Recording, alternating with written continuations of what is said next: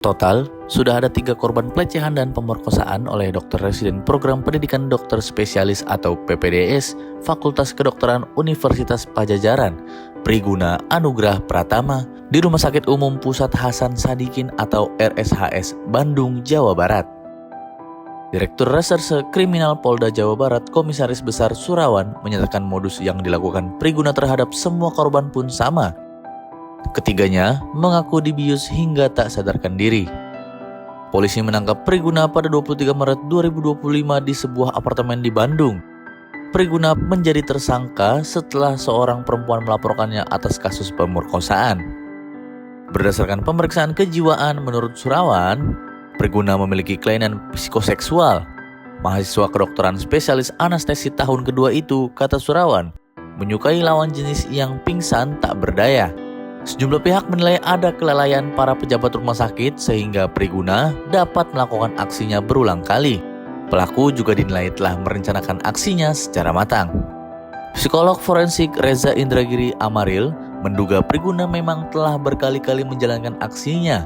Dia melihat hal itu dari bagaimana pelaku memilih waktu, tempat melancarkan aksi, hingga modus yang digunakan. Hal itu, kata dia, menunjukkan tersangka belajar dari pengalaman. Reza mengungkap studi yang menyimpulkan bahwa rata-rata pelaku kejahatan seksual baru tertangkap setelah menyasar korban ke-6. Karena itu, ia mendesak polisi menelusuri kemungkinan adanya korban lain.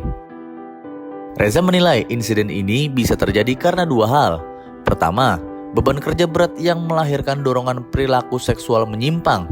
Kedua, lemahnya pengawasan sehingga memberi peluang kepada pelaku untuk memangsa korban. Dari kedua hal itu, Reza menilai polisi juga harus menyoroti sistem pengawasan di RSHS. Pasalnya, menurut dia, penggunaan obat bius seharusnya dikontrol secara ketat. Reza pun mengkritik pernyataan Polda Jawa Barat soal Priguna memiliki kelainan psikoseksual, menyukai korban yang tak berdaya. Menurut dia, Priguna justru telah terangsang sejak korban masih sadar. Membuat korban tak sadarkan diri, kata Reza, merupakan modus klasik pemerkosa agar dapat melancarkan aksinya tanpa perlawanan. Ketua Umum Pengurus Besar Ikatan Dokter Indonesia atau PBID, Slamet Budiarto, menilai kasus kekerasan seksual oleh dokter Priguna ini sebagai kegagalan serius dalam pelaksanaan prosedur operasi standar atau SOP di rumah sakit.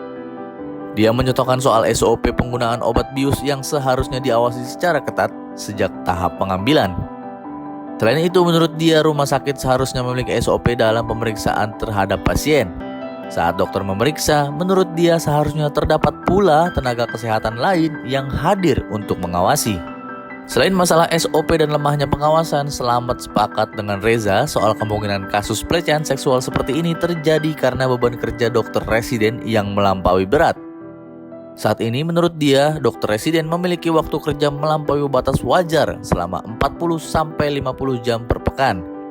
Hal itu menurut dia sangat mungkin memicu perilaku menyimpang. Atas perbuatan Priguna ini, ia dijerat pasal berlapis dengan ancaman hukuman 17 tahun penjara.